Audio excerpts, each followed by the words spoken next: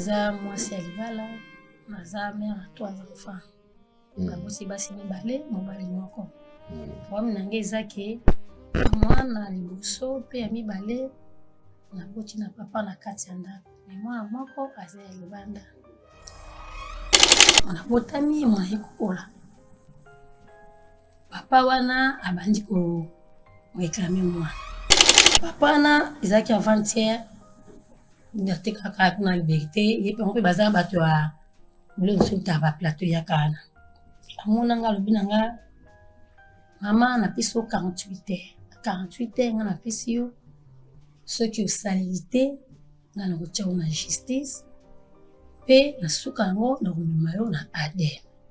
Na esi papa yoza na koloka kana sana mwana na yo kana sana mwana na yo soki na lobi na lo ma vérité pona mwana wana papa wana nazai na ndako alingi mwana wana makasi do na bana nyonso na bota donc alinga mwana mobali makasi parce que baza kaimo siko ngai nakoza na pesa libala wana bi mwana wana na osuka wapi. C'est grave. Donc maman j'ai tout na kati ya ndako libala mwana na suka obotae libanda na mobali msusa libanda papa lopango.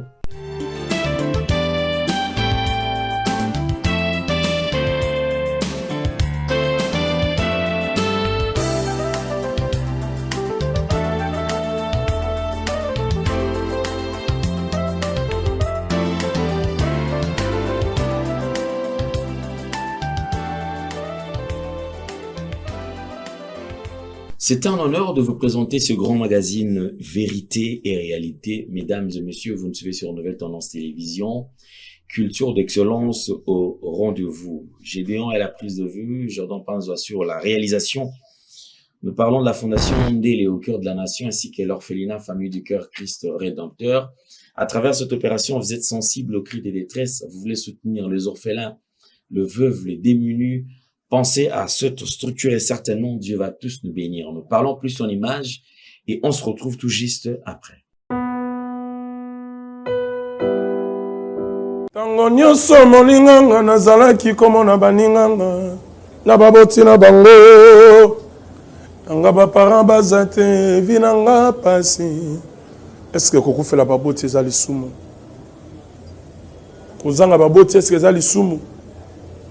Voilà. Nakopesa bino message l'orphelinat Christ Rédempteur et ana posa lisunge na bino tala musala munene zo sala pona bana tala musala munene sala pona bana oyo mokiletiki ebwaki mais nzamba termine nzelo orphelinat o pona ko encadrer bana oyo yaya lisungi na yo to ana ngoposa un euro no to ana ngoposa pona mwana moko tango mwana moko alie nzambe ya bitike oya permettre ete na nzela no mwana alia akobosa na ote. Voilà message ya l'orphelinat Christ Rédempteur. Tu as besoin de sunge na bino ba numéro za na se kota contact na biso assistance na yo et aux ali sungi pona bana que le Dieu des orphelins a bénir dia ma mtu nyoso ja ta likanisa ko sala quelque chose peut au sali yango zamba pambola bino.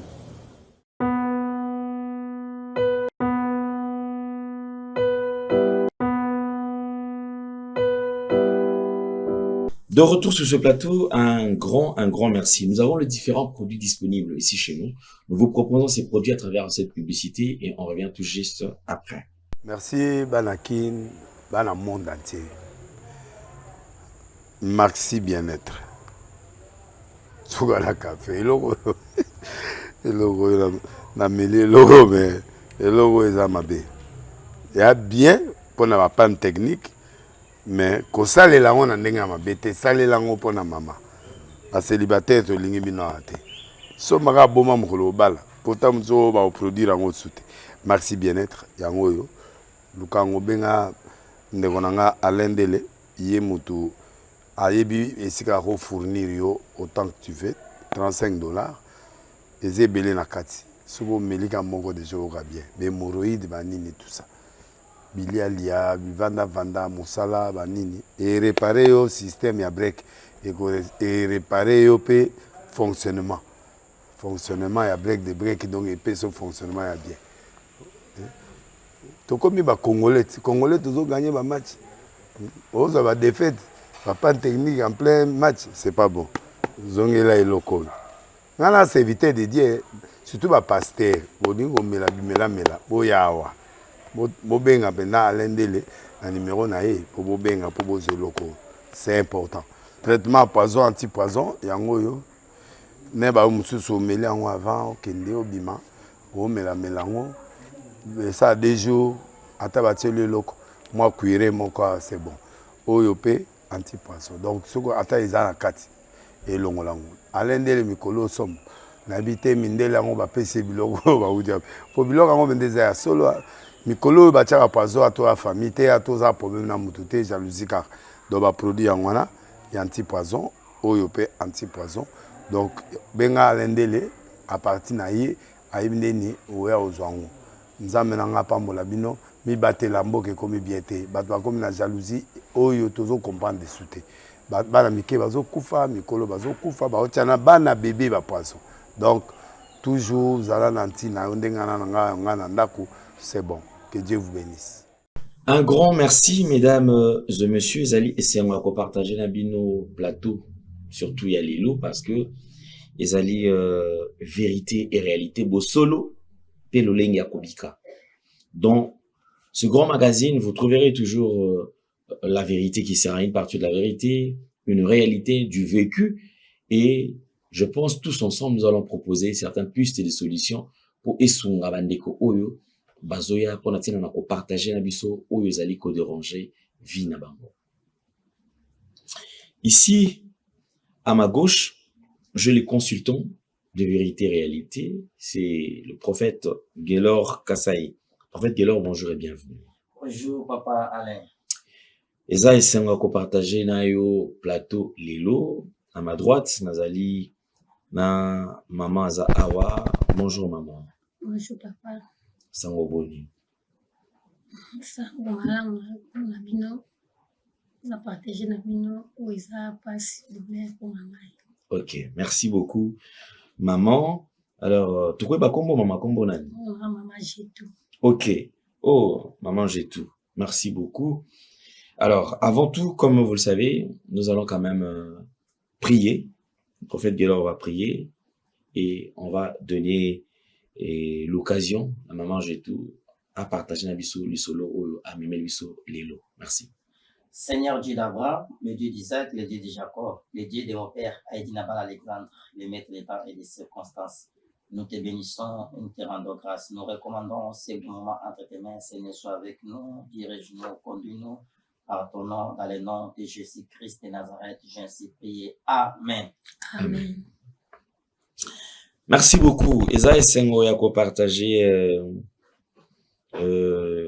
partager plateau lelo na maman jetu wazali invité na biso o akomeka ko betela biso lisolo toyeba nini o akutani nango nini ezali ko déranger afin que lelo to partager et biso na bino to proposer piste de solution. Maman jetu likam nini oyo tamboli nango likam nini oyo ngaki o partager na biso lelo. Merci papa pour mon avenir lisusu. Eza esengo mpona nga mpona kozwa solution mpona nga. Alanda bino na émission chaque fois. Parce que douleur oyo ezalaki na nga na pasi na motema amona na bite elofo na komela bino na sola na bino. Naza mwasi ya libala, naza mère à 3 enfants. Nabosi basi mibale mobali moko. Problème na nga eza ke mwana liboso mpe ya mibale naboti na papa na kati ya ndako. Mais mwana moko aza ya libanda. Alefa ezalaki papa abanda kokeba voyage na malu. Okende 7 mois, 8 mois, 9 mois. On va difficulté na ndako ndenge ezalaka kaka. Jour mosusu te papa otaka voyage. Papa ye atinda mwa biloko moko fa tokende kozala kuna na olutaka na niaki. Nde nayi kokutana na ndeko mobali moko tozalaka nikala. Nde tobandaki mpe kosona mwa mobali wana kala obunga je tokenda wapi na nde koexplike nakoma boye.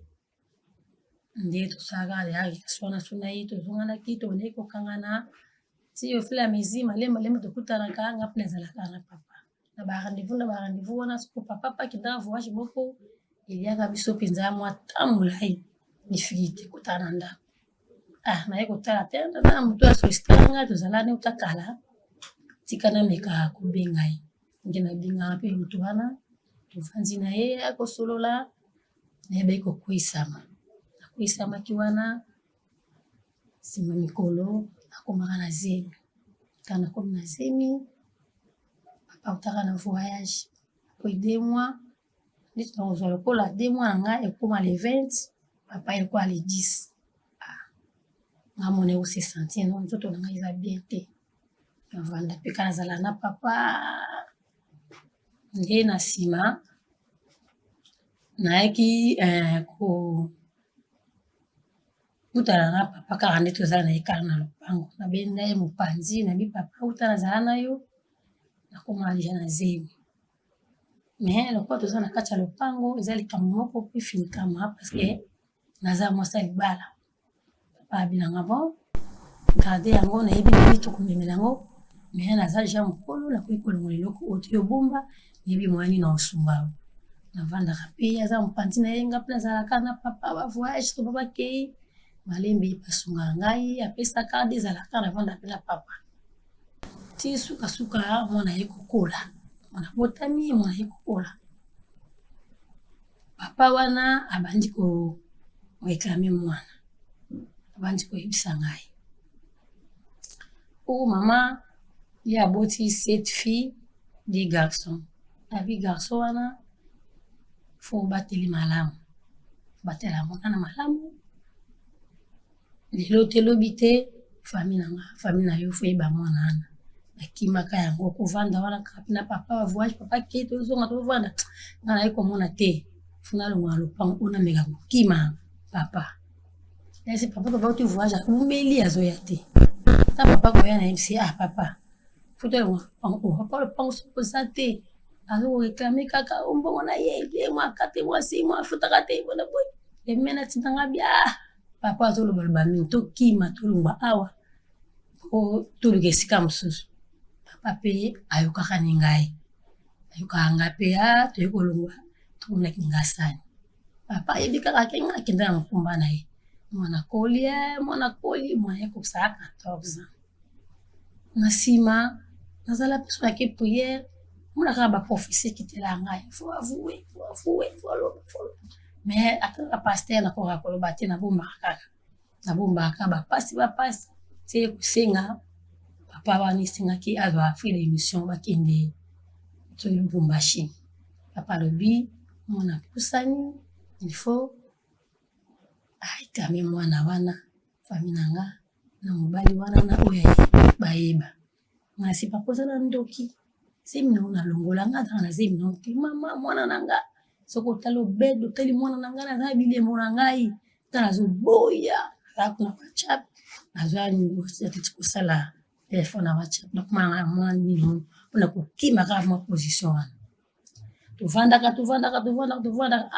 papa vraiment aza na papa ya papa te me ba jeune papa oya papa ekolanda nga lisusu mama makambo nga nayebisaka oyebaka te naza na bone tani naza na boye naza na bafenge na nga naza baposition na nga lobilobi soki nakufi mwana oyo na libota na nga bakoyebana te malamu nga na réclame comme naza en vie mpona yeba mwana na ngai nga nalobi te papa bongo te nazaka ze moto na boyi ti suka nakomi na suka nakokita batension pasi nga naye komona nalobi te nga fo nakima nano naya na plateau nayaka nano ose renseigner napesa plainte na nga position na nga parce que douleur oyo eza kati na nga papa wana ezalaki avant-hier liberté kaka kuna liberté ye mpe baza bato ya biloko soki ta baplateau yaka wana amona nga alobi na nga mama napesi yo 48 heures nga napesi yo soki osaleli te nga nakotia yo na justice mpe nasuka yango nakomema yo na adem nga esi papa yo oza na koloka kala aza na mwana na yo kaza na mwana na yo tibini mo batika ema azalaki na mwa papa moko azalaki lokola mwa ndeko na ye naye kovanda natali na milobi soki nga nalobi naloba verité likambo oyo mwana oyo abotami 14 tatu ayebi na kati ya ndako navanda na ye oyo lelo oyo fami na nga fami na ye ndoko tia mwana oyo wapi nga nakozala wapi nakobima nani nakokaki te navandi nakangi motema titititi nabi te nakima nanu naya awa na place ya nanu atianga na justice amemanga toki na ba adem nga na ye nanu mpona azwa solution eske soki nalobi naloba verité mpona mwana wana papa wana nazali na ndako alingi mwana wana makasi doyo na bana nyonso na bota donc alinga mwana mobali makasi parce que bazalaka ye sikoyo ngai nakozala na place ya libala wana mwana wana na osuka wapi yango na epai na bino kotelanga likambo oyo aza likambo sino te oyanga solution sipeta koloba te papa na ngai. C'est grave. Donc, maman, j'ai tout. Na kati ya ndako ya libala. Mwana na suka. Obota ye libanda. Na mobali mosusu ya libanda. Papa lopango. Mais na kati ya ndako. Mobali non aebite. Mobali non moto azaka soin ya mwana. Moto akolisi mwana. Alors, tata lopango mwana komi siko ko réclamer. Droit, c'est-à-dire qui est azoa mwana. Batu nyonso bayeba ke mwana wana azalaka ya mobali na yo te aza mwana na ye. En tout cas c'est encourageux. Aza courageux parce que même l'état lelo boye ceux qui mbeba ya bongo esalami na mwasi babali na bongo mwana wana automatiquement aza mwana ya mobali. Mais les situations sont très très compliquées. Je ne sais pas. Et selon moi, je pense que c'est monsieur, au-delà de déclarer Makila, qui Makila Zayaye, je pense que Aza prêt à détruire yo, parce que déjà, oh yo, il salami, il a le fait qu'il déjà yo moko, au fond là qui porte, qui a côté na katia, il y a vie na yo, et aujourd'hui, il commis ce kolanda yo. Est-ce moi na oyo? Réellement, ceux qui baquent la justice, ba ko zongi sa le rôle à moi na tata lopango, to et kozala Ndenge nini. Je veux prendre les consultants d'aujourd'hui. Ma pesa ipe maloba na yeba quand même les kanisi nini oyoye azana yango. Mama akinde azela msombal ne ay bisa y vérité. Aki osola na famille et mombal ne ba yeba.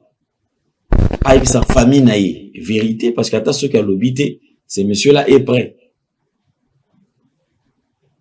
Au délai de réclamer moi abima, surtout aïba. Je ne sais pas l'esprit qui anime ce monsieur qui a détruit d'ailleurs le mariage d'autrui. Voyez ko tricher na kati ya libala ya batu pour avoir courage ya ko banda ko menacer moi si ti ba reconnaître que yinda zali papa ya mwana wana c'est-à-dire que za garçon yo bota basi mi balé mobali oyo boti mwana mbali oboti za oya suka wana yepe kuna zo réclamer kaka mwana wana ya mobali. En fait, Gaylor, vous avez la parole. Ok, merci beaucoup papa Alain, merci beaucoup pour na maman Abisso pour na histoire et na linga kina sambela pour kalisungia molimo centre pour répondre na sujet ya maman Abisso parce que ça sujet monde ka lobi isa vraiment facilité et tout le kalisungia molimo centre soki ya ko songa biso pour na kopesa réponse na likambo wana. Seigneur Dieu d'Abraham, le Dieu d'Isaac, le Dieu de Jacob, le Dieu de mon père Aïdinabal Alexandre. La Bible dit, c'est poussé par le Saint-Esprit que les gens ont parlé de ta part. Ce n'est au Singi Lisungi Yamoli Mosantu Nayo a inspiré Bisso na kati ya situation oyo. Et au Kabi Maman la Bisso na sena loboko na Angoya. La Bible dit, si vous confessez vos péchés, tu es juste et fidèle pour nous les pardonner et les purifier. Zambiyo kila Maman la Bisso mawa. Et puis c'est solution na kati ya likambo oyo. Na kombo na Yesu Christo. Amen. Ok, merci encore, papa, pour la parole. Et si j'ai un maman à bichou, ils ont sujet mon cause tellement compliqué. Nalandi vraiment nabokebi. Mais avant la loba, où ils allaient être qui nous salit à Zambie, où la rope sa maman piste de solutions. Et là, au moment où la yebi sa maman la leçon. Et ben, les conabisco nyonso ya basi, et ça la maman, et ça la jeune fille. Bah, on va se compter na kati ya domaine, ya relation, tout, ya libal. Une fois soko zalaki déjà na relation moko boy avant obala. Soko bali mobali na yo, il faut qu'on rompre ba relation wana nyonso. Ezala ba contact. Moi c'est alibala o ba bali ba tina ndako. Okoza na ba contact ya ba relation na yo ya kalati. O ti totika na relation ya malamu. Ti mutu nyonso oyo yo vivra na ye déjà na passé. Ayebi ba faiblesse na yo, yo yebi ba faiblesse na ye. Eza na facilité même ya koko isa yo. Ya moment to conseiller mingi na bato, surtout bino bandeko basi. Au komi de na relation oyo yebi za sérieux, ozo compter pour l'avenir. Mais ozo zonga kosolula na mutu moko bo vivre na ye kala. O to tikala ka na relation ya bien. Non, relation moi sina mobile o bo vivre relation ya bien la raté. Il faut que tike lo pour les deux et lo ka liboso o mamo sala ki mabe. Et au komi na mobali na yo na ndako. Papa Lupango abandi déjà makambo wana. C'est à ce moment wana et sengana no premièrement oyebisa déjà mobali na yo vérité na débit. Soko oyebisa ki mobali na yo vérité na débit. Alignaka trouver solution mususu étant que un homme. Le mal mabe oyo sala ki na débit parce que au bomba ki vérité. Or, so bomba ki vérité, c'est-à-dire au sepela ki ne loko wana. Moi, j'ai toujours dit ça, pe na olo bana bandeko ba olanda biso. Mabe ba bomba ka yango ti. Mabe ba denosa ka yango. Ezana daj mo ba tamoki ba biso ko moni ndo ki sala nini belela. Mabe soko zo bomba ngo ezalo ko la cari dentaire. Donc un jour e ko nuire yo. Oh, dès le début, e kama kambo ni sala ki soko yebisa ki papa. Qui est à la place tozo futi la awa. Bah hier nanga to yebana kana ye déjà kala parce que aza mutu mo boyebana déjà na okala we okuta resource bo futela et pas na ye donc beaucoup quand on en place moko na ye te era bandi ba avance on a fallait au dénoncer pas ya papa bon ou bien ce comme on a qui moye sa papa te soit pour moi c'est bien de bobo giraranda bien le papa voyager au kokolo bango d'une manière ou d'une autre même la sagesse à papa na moni peut-être là so to futela na mo les a bien te soit tito ke lokanda ou place mon source. Il n'y a qui est épargné yo na kati situation là mais au tiki yango bovandi boli mama kolobate ke mabe il faut to ba mabe kolobate ko isama ki osala ki yango. Moi je suis toujours contre bato balobaka na ko isama o ko isimi pour la première fois ko isami deuxième fois ko isami donc yo ko isama kaka non on les a ko isama te parce que eza mutasala ngo volontairement on en disconvient pour kolobite ke biso to ba centre. Ça peut aussi arriver. Pourquoi la lobby que n'amo n'ango ezala ka volonté ba cause za boko isama? Parce que si il y a les péchés, oh ezala procédure ya moulayi pour et salama, ezala péché oh muto sa kisazo to na moto. Ezala péché moko ezala ba procédure et belé pour atteindre yango. C'est-à-dire quoi? Ce qui mwana mobile, c'est-à-dire aligni asala acte na mwana mwasi ou bien la ndero ya libala na ya foyer na ye. C'est-à-dire ba obanda na on pesa na rendez-vous. Ah soit rendez-vous boy ndebo bandai na rendez-vous ah papa maman na limito compte na place telle parce que je ne crois pas aux enfants on anda kuna libanda nda je te condamne mais nazo yebisa yo pona épargner yo prochainement pe bato ba olanda biso batika makambo ba yeba kiza malamu te bo pesa na rendez-vous pendant que on pesa rendez-vous je crois bien que parce que okute pe na basanza mais le Saint-Esprit a été interpellé yo que ndingo zana oza mwasi ya libala ko bateke ndongo za sala ngo yo kati ata vraiment na kati zote cause ya to so prophétie consciente na yo pesa yo so ah mais moi ça libala ti mobile na nganda ke voyage ake koluka ka pona biso mais oboyi ko yoka mongongo wana ozo reprocher yo ondimi yango bo pesa ni rendez-vous so ki pe na hotel bo kei bo futi mbongo bo koti bobandi ko se préparer obandi olongo la mali kolo ya mibale ya misato tinyo so tika nde mama botaki yo avec beaucoup de respect bon sali acte après on a mutalo bakena ko isami non ils étaient bien préparés to c'est-à-dire olinga ki yango olingaki yango et tant osali yango il y a d'autres choses il faut assumer la conséquence na yango. Là je dis étant qu'un homme de Dieu. Pourquoi je dis ça? Tu le dis bien ma bé babombaka yango te. Et la Bible dit ceci, la vérité est libère. Ndenge ozawana ozana kati ya culpabilité, c'est ça qu'on appelle culpabilité. Donc oza sur la kimia te. Pour côté ozo le kobatela, foyer na yo, côté papa wana azotia yo pression, côté au mwana koli, au moins ozana la kimia te. Ils ont appelé déjà maman oza déjà godimé pour la likambo Dieu oza okonda parce que oza kimia te. Hein maman? Oza okonda ça bon non parce que nga yeli te mais ozo na yo. Oza okonda oko quand même kolia te ozola la bien te. Okomi na culpabilité. Ce que culpabilité on a point longwa. Muto aza capable ya kolongola culpabilité là, il s'appelle Yoshua Amashia. Jésus-Christ de Nazareth. Seul Jésus-Christ n'est pas capable de la culpabilité. Mais Jésus-Christ faut il y a la procédure. Donc, c'est là où il y a bien, il y a pour ça les athées, si ce n'est que dire la vérité. La vérité sauve. La vérité est blessée, mais il sauvera. Pourquoi dans le lobby qui est il faut la vérité? Parce que dans nous sotozolo anga état qui mustali en Zambie. Na on ngana même yo na préparer yo pour la sali na yo. Parce que le mariage est colléga. Mais un jour, au tika mukili ol. Mais après ta mort, tu iras où? Avec le péché. Au rolinga lelo. Liwa ekuta yo. Na kacha likamu ya mabebo la motema. Mais tu n'iras en enfer.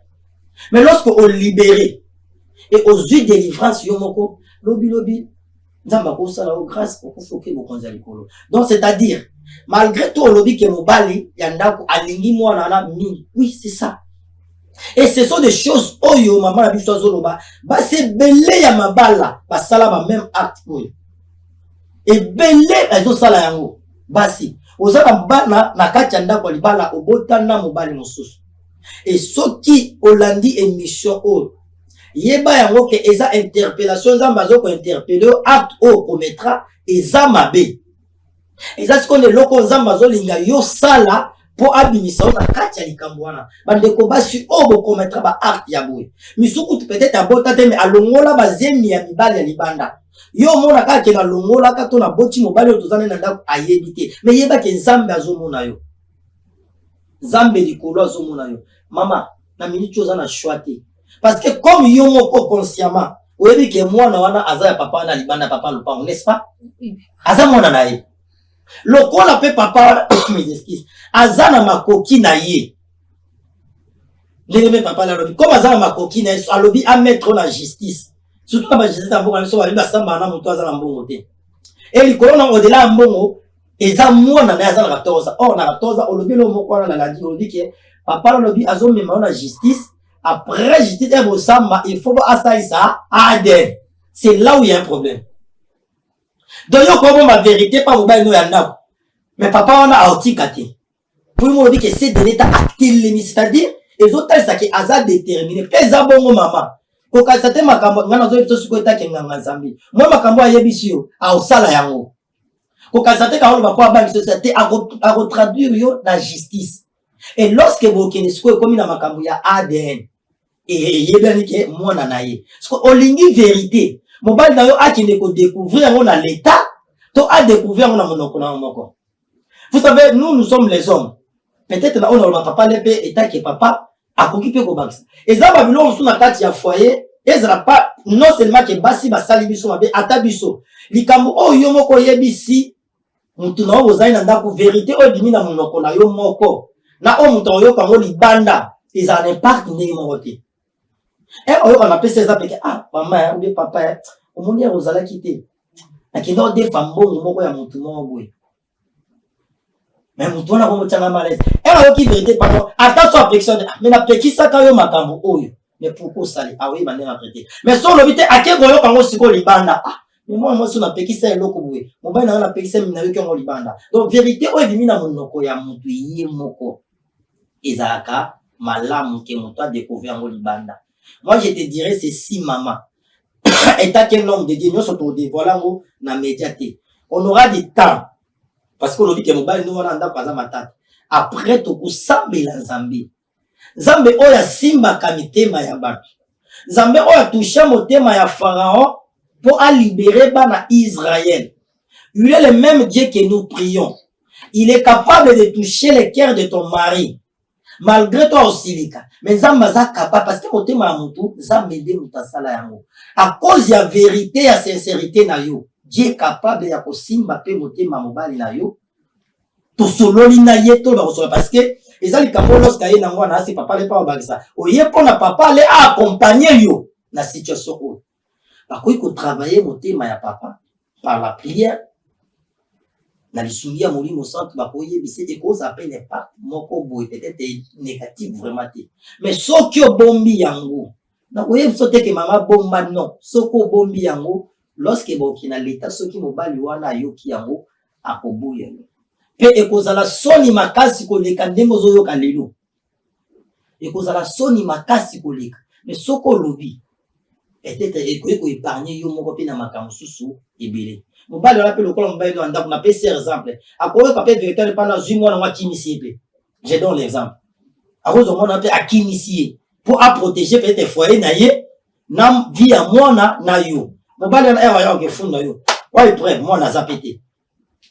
Moi nazala raté mais lorsque moi nazali. Donc maman, tu dois dire ma vérité na mobali na yo.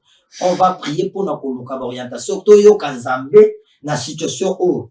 Et loko nini Nzambe akoluba na biso pour na to sala. Pour na situation ele kamalamu. Na bande ko mibali pour chiter na suka wana. Ino bozo luka bobala. La Bible dit celui qui trouve une femme trouve le bonheur. Bobala pour na bibala balate. Babala na mwasika po na kitoko te. Babala mwasika po azana mbongo. Babala kape po na mawate. Ote comme to umela na prometaka déjà il faut na bala. Mais bala selon la volonté de Dieu. Tala net bakaya boy. Oto kuta na una plateau. Non pour se manquer na maman mais ça concept au pesa la bande comme sous bazana katia makambo wana. Avant bala de ko mwasi de ko mbali faut yeba mobali mwasi ni nyozo bala. Po bakabo eze belé na babala, mabale belé. Ba ibale belé ba boko na bana ndako bana na bango. Donc il faut yeba mwasi ni nyozo bala. Celui qui trouve pas une femme trouve le bonheur. Et est-ce que l'autre a besoin de bonheur pour na foi, ce n'est pas bonheur. Peut-être le lozolo ba ki makamusu peut-être mobali et comment ba complication. Conduite na yonde otambola ina ndako libala. Automatiquement selon la Bible, qui dit la Bible, ceux qui ont lit conjugal les a suyés, ils font la porte d'entrée. Et il y a des hommes oh bah au kufa na makamoko. Oh moi ça bimi libanda aye ba sangi c'est ce que autres na ye ba mi ba le belé le ba kufa pour na makamoko. Yango pa na mi ba liboye baba sini ni bozo bala. Il faut ba baba sini bo bala parce que oh ça c'est plus qu'un infidèle. Et ça fidélité mais il y a un niveau il y a l'écolo. Non seulement au commettre acte mais au botina kobota. Maman, ça c'est grave. Ça c'est grave et zéro pas tolérer à monter. Infidélité simple peut-être mon temps pour lui ça mais oh et comme il n'a kobota. Donc ça problème oh il faut Nzambe à intervenir. Mais Nzambe pour intervenir premier mais la sincérité à monter manayo. Donc voilà ils ont des ko bazo sa biloko ozana kaya boye. Benga biso to komeka ko orienter yo pona sali na yo. Puna kinzamba yo kilomba parce que ezo senga procédure mo bima makambo mama zana ngo ukasato bakaza mbeli bisanga esile lekene ina personne. Moi je suis un homme spirituel na kata sacerdoce la spiritualité il y a un impact makasi na vie ya mama même il y a mwana wana même il y a foyer na yo parce qu'il faut ko yeba comment neutraliser ça spirituellement pour que ba retomber physiquement isolé. Donc voilà intervention na papa leso na ko koloba et yango wana. Merci beaucoup, prophète Guélor. Je pense que Ezali piste de solution. Bandeko également, qui participer parce que pour moi, je ne pense pas que Kimia et Ozala Bomba. Et on va le voir, quelle que soit la durée de la nuit, le soleil finira par apparaître. C'est-à-dire que Okoki ko bomba elo lelo, au bombi lobby qu'on a tôt ou tard, lumière, vérité et koyebala. Aujourd'hui. Est-ce maman encore c'est vrai qu'Azali ko résister moi je dois résister habiter à l'ingité comme mobali né parce qu'azota la ko perdre libala à cause de la ridicule na mission batunyon surtout et c'est une solution qui a bomba fanda karabongo. Aujourd'hui il veut faire face à résister yemoko à bomba vérité azala nango vérité wana jusqu'à ce que yemoko kaka. Mais je pense que on peut être humilié aujourd'hui. Mais au nom de la paix, au nom de la vérité, malam kozala humilier, mais osala sauver. À la place, il y a qu'au garder, likambo et qu'au détruire yo plus tard. Donc, ils ont une piste de solution. Vous pouvez également participer parce que c'est ça le souci que nous avons. Il y a plusieurs femmes, je pense que le prophète Gelora a évoqué point O. Mibali et Beli na kati ndako na bango bazo boko la bana batu misusu. Je suivis une fois une émission où bazo le babalobi qui wana Congo, s'il faudra parler vraiment des enfants désirables. Enfants désirables baza muke. Mingi mingi bana mingi lokola mindele ba mela biso culture wana mingi iza bana ba accident kaka. So tuni mama boni lisolo mwana na betla biso lisolo ya George. Zemi ya George papa ezalaka matata po bandi bango na ndaku baboya kikutu. Zemi ya Karine na menaçango cette fois na melela ngo bakisi na sala boye. Oh tout le monde dans la culture on c'est pas mondele. Lorsque moi nazali maman zali comme mazemi le jour de Azuit nouvelle c'est une bonne nouvelle. Bazo célébrer yango ba osala yango fête moi nanano abimite mais osala yango déjà fête. C'est-à-dire l'enfant est désirable. Moi si na mon bal balbité basokoli ba bonga ba be que non papa maman biso toki koluka et Chris Aya. C'est-à-dire qu'ils font l'enfant par leur propre volonté bah c'est pile ba bito luka moi. Mais mingi izakara izaka accident zeme kingani accident c'est-à-dire que les lots est comme même kokota même na psychologie na mandi ya bana. C'est-à-dire moi na moka botami longe kangama parce que zemi ezala menacé makasi mwana zaka le pasteur John mwana mo teti otala mwana mke mais on si longe batata mo boye azana ba face kandakana mais nini nyoso po azoyi baba effet ya libumu maman menaça trop abakisi ya ba ndenge na ndenge et menaça mais le quoi azaka déjà têtu abima pe longe zaka ya kokanga. Mais je pense que face à ce genre de problèmes esengeli toujours kolukaka kotia vérité na bisika parce que la vérité effectivement koti ko blesser mais koti ka la vérité. Les mensonges peu importe la couleur que le mensonge et oki kozala nango et koti ka jamais ko sauver. Jamais. Plus tard ça va toujours détruire. Donc alors qu'est-ce qu'il faut choisir? La vérité, dire la vérité ou cacher la vérité. C'est vrai, la vérité aussi, il y a plusieurs manières ya komemela yango pe ya kolobela yango. Mais on va aborder cela effectivement prochainement. Merci beaucoup, prophète Gelor. Je pense que Togosukanayo, à travers conseil aux algopes, ça maman j'ai tout, puis Togosukelavan. Ok. Pour la conseil qu'on sa maman j'ai tout, il y a liboso na pesi vraiment merci pour la courage na yo. Ya koleka pe ko ya ko avouer yango. Kaka ndengo lobi ndengo landaka. Papa lende nouvelle tendance. Ndengo landi conseil parce que na dit que après makambo papa les pas ce conseil malgré tout va l'occuper déjà en direct. Conseil ba pesa yo salela yango. Et ya mibale attache-toi fidèlement na Nzambe.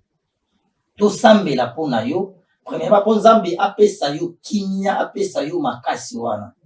Meilleure solution ezakaka ya koloba vérité conseil. Yango papa la lobelo mo vi lokuta ato pakoli yango mafuta ndenge nini. Ato lati sango bilamba ya propre ba bijou ndenge nini. Lokuta ezalaka eloko ya malamu te. Et pour finir un jour au détruire yo kaka. Vérité yaka na escalier mais lokuta qui n'a rien à sentir. Mais vérité est comme donc au comme na moment où tu dois sauver ta vie. On la vérité. Et biso toko sambela pona yo, pe na bande konyoso, nous ne condamnons personne. Bande ko basi. Oyo bozana même kana mama na biso. Oyebi ko commettra acte ya boy. Mobali non anda kwa zati. Non seulement ke ko bota kaka ata bima déjà ka libanda ya libala na yo. Yeba ki ya quelque chose ya mabe. Oyo yo moko koti sana na vie na yo avec côté pas mobali. On se trouver na kati ya makampo. Il y a une orientation. Il y a un service où il automatiquement il faut que ça la pour la vie na yo, pour la sali na yo, pour la délivrance na yo. On peut contacter biso et on va t'orienter. Zambe apambola bino, Zambe apambola sous papa lendele, apambola balkunyo so balandi biso. Voilà, merci beaucoup. Je pense que nous allons nous retrouver très prochainement. Au lundi, les solo et à maman la biso j'ai tout. Je pense qu'on va toujours l'orienter dans Nengi Amalamu. Et surtout lorsqu'il fait noir chez le voisin, on ne se réjouit pas. Les Kambo, oh, Aloba, et c'est l'usi ndeke, tchako ko sekate, parce que l'obipe, yo posa ndeke, et occupé ko zoaka kayo. Maman du courage, obeta li solo, parce que ils allaient ko ronger. Yo, ils allaient sujet, c'est un peu na yote. Au contraire, Sambela Ponae et surtout à la paix prudente, afin que au coup il y a un piège à ennemi.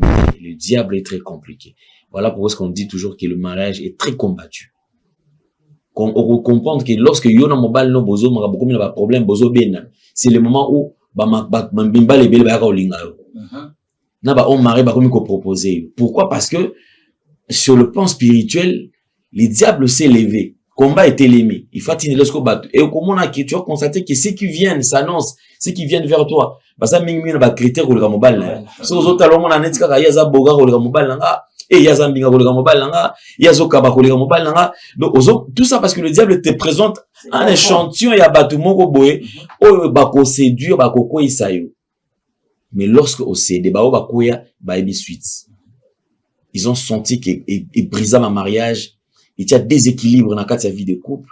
Et l'homme la confiance et fragilisa même ma couple est belé. Soyons prudents et ceux qui sont mariés, tous toujours dans Boulimouana, de se supporter. Quand il y a un problème, prenons le temps de parler, d'échanger et ensemble, prions, trouvons la solution. Kosambela mutumo kweza malam. Mais kozala susu en union deux personnes, ils ont comme akasi koleka. C'est tout ce que moi je peux donner comme conseil. Merci beaucoup, Maman Jetou. Merci beaucoup, prophète Gaylor. Le numéro est affiché. Vous avez besoin de nous. Vous pouvez se joindre dans la plateau à Vérité, Réalité, Toréa Mabino. Vérité et réalité. Merci à Gédéon. Merci à Jordan Panzou. On se retrouve prochainement. Au revoir.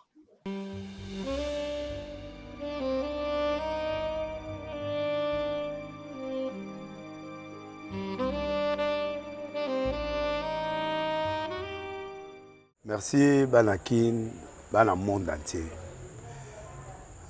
Maxi bien-être. Sougala café, le logo na mêlé logo mais le logo est amabé. Il y a bien pour na panne technique mais ko sale la on ndenga mabete sale la ngo pona mama. A célibataire to lingi bino ate. So maka boma mokolo bala. Pourtant mzo ba produire ngo soute. Maxi bien-être yango yo. Lukango benga ndegonanga alendele ye mutu ayebi esika ko fournir yo autant que tu veux $35 ezebele na kati subo melika moko de jour bien be moroïde banini tout ça bilia lia vanda musala banini et réparer yo système ya break et réparer yo pe fonctionnement ya break de break donc et pe son fonctionnement ya bien. Comme les Congolais toujours gagné le match. Ils ont défaite, pas de technique en plein match, c'est pas bon. Ils ont là et local. On c'est éviter de dire, surtout les pasteurs, ils ont mela, boyawa, bobenga bena alendele, un numéro naé pour bobenga pour boze local. C'est important. Traitement poison anti-poison, yango yo. Ne ba mususu mela en avant, kende obima, o mela melango. Ça a des jours, à tabater le loco, moi cuiré mon corps, c'est bon. Oyopé, anti-poisson. Donc, ce qu'on attend, ils ont la carte et l'ongolango. À l'un des mikolo somme, n'habiter mindela on va payer bilogo, va vous dire. Pour bilogo on va des solo, mikolo va tirer à poisson à toi famille, à toi ça problème na mututé jalousie car donc va produire en wana, y anti-poison, oyopé anti-poison. Donc, benga à l'un des à partir naïe, à imdeni ou à ozwango. Nous avons pambola bino mi batela mboke komi biete batwa komi na jalousie oyo tozo comprendre de souté bana mike bazo kufa mikolo bazo kufa ba otiana bana bébé ba poisson donc toujours zala nanti na ndenga na nga na ndako c'est bon que Dieu vous bénisse.